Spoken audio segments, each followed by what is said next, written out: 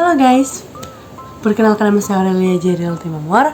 Saya mahasiswi Sekolah Tinggi Teologi Rumah Murid Khusus Bitung Prodi Pak semester 4. Dalam video kali ini, saya akan memaparkan materi mengenai hamba Tuhan dan disiplin diri dalam mata kuliah Spiritualitas 2. Selamat menonton.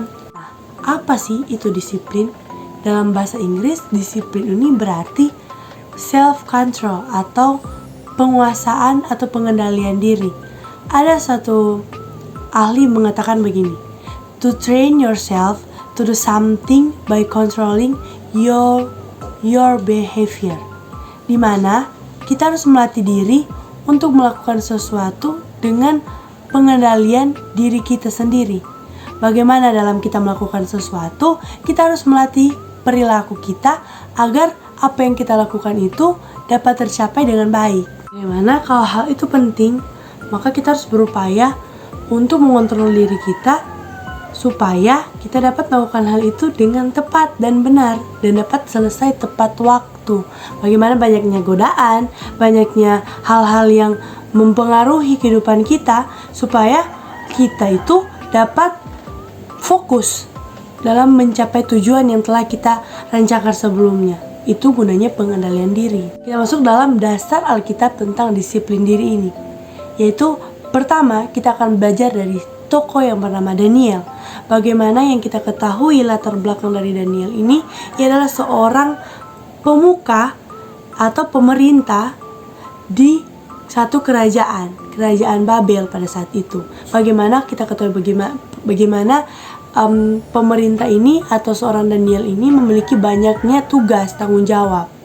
Nah, di dalam tugas tanggung jawabnya ini, bagaimana seorang Daniel ini tetap mempertahankan kebiasaannya dengan baik, di mana ia ini mampu berdoa 3 kali sehari. Dapat menunjukkan bahwa ada pengendalian diri dalam kehidupan dari Daniel. Bagaimana ia dapat memanage waktunya sehingga ia dapat optimal dalam pekerjaannya dan juga melaksanakan tanggung jawabnya sebagai orang-orang yang beriman atau percaya kepada Tuhan. Yang kedua, kita belajar dari seorang Rasul Paulus.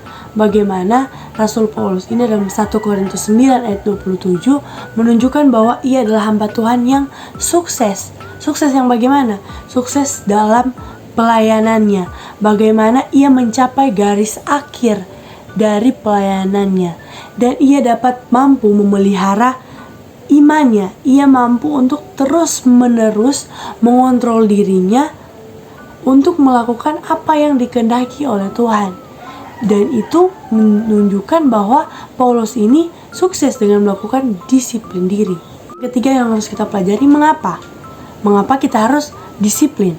Yang pertama, untuk mengontrol need agar tidak menjadi hawa nafsu. Untuk mengontrol need agar tidak menjadi hawa nafsu. Apa sih need? Need ini terbagi menjadi 5 bagian. Nah, need ini dasarnya itu psikologikal. Need psikologikal. Need psikologikal ini ada paling bawah. Nah, seperti yang saya tampilkan di slide bahwa di bawahnya itu ada namanya fisik, makan, terus hal-hal yang lumrah dibutuhkan oleh orang lain. Mengapa kita harus mengontrol itu agar makanan kita itu tidak berlebihan begitu. Kedua, safety, yaitu rasa aman. Rasa aman yang berlebihan akan menimbulkan overthinking yang bahasa kita katakan atau kekhawatiran yang berlebihan. Makanya kita harus mengontrol diri. Kemudian yang ketiga, love belonging. Bagaimana rasa mencintai dan dicintai. Perlunya mengontrol ini supaya seseorang tidak berlebihan atau tidak mencapai takaran yang lebih. Makanya kita perlu mengontrol diri. Nah, yang keempat itu esteem. Ingin dihargai atau ingin tampil. Bagaimana saat hal ini tidak dapat dikontrol dengan baik, maka seseorang akan sombong, akan berpikir bahwa dirinya yang paling utama, padahal hal itu tidak demikian, saudara-saudara. Nah, yang terakhir self-actualization, atau itu ya seperti saya katakan tadi, rasa ingin tampil dari dirinya. Bagaimana seseorang itu pokoknya mengutamakan dirinya, padahal sebenarnya dia harus mengontrol dirinya itu.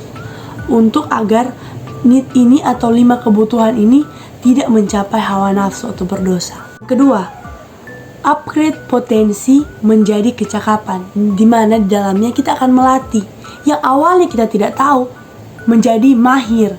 Bukan sekedar tahu, tapi kita menjadi mahir. Adalah mengapa kita harus mendisiplinkan diri. Bagaimana di dalamnya terdapat proses-proses yang harus kita jalani. Hal itu membutuhkan disiplin diri untuk mencapainya. Kemudian, kualitas dan stabilitas hidup. Kualitas berbicara mengenai standar, dan stabilitas mengenai bagaimana kita berkomitmen untuk melaksanakannya. Tidak sesuai dengan mood kita, tetapi kita tetap melaksanakan tanggung jawab kita meskipun dalam situasi sulit, sedih, tetapi kita tetap mempertahankan kualitas dan stabilitas hidup kita. Yang kedua itu kualitas dan konsistensi dalam pelayanan.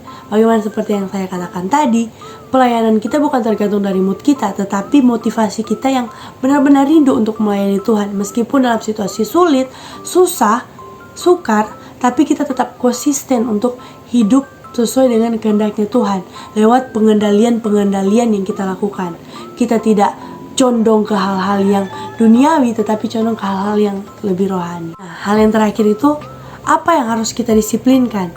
Dalam hal ini kita akan mendisiplinkan kebiasaan rohani kita. Seperti yang kita ketahui bersama, bagaimana kita itu harus belajar untuk siap sedia dalam setiap pelayanan yang kita dapatkan. Bagaimana setiap pelayan ini memiliki tanggung jawabnya masing-masing. Seperti contohnya tokoh Alkitab yang bernama Elia. Ia siap saat seperti Elisa, ia siap sedia saat Elia memanggilnya. Dalam situasi apapun, kalau misalnya Tuhan memanggil kita, kita itu harus siap untuk dipakai oleh Tuhan. Jadi kita harus mendisiplinkan diri kita. Nah, kemudian kebiasaan produktif, dimana seperti kita belajar atau melakukan sesuatu, kita itu harus terbiasa untuk produktif, harus mendisiplinkan diri kita untuk terbiasa produktif. Nah, dalam pengelolaan waktu kita yang terakhir, uang tidak dapat membeli waktu, sehingga kita harus memanfaatkan waktu kita sebaik mungkin. Kita harus memanajemen kehidupan kita sebaik mungkin agar kehidupan kita itu dalam pengelolaan waktu dapat baik, dan disiplin diri kita dalam pengolahannya ini dapat terlaksana dengan baik demi untuk menunjang kehidupan kita untuk berkenan dan hidup sesuai dengan kebenaran firman Tuhan. Demikian presentasi dari saya, terus memberkati kita semua.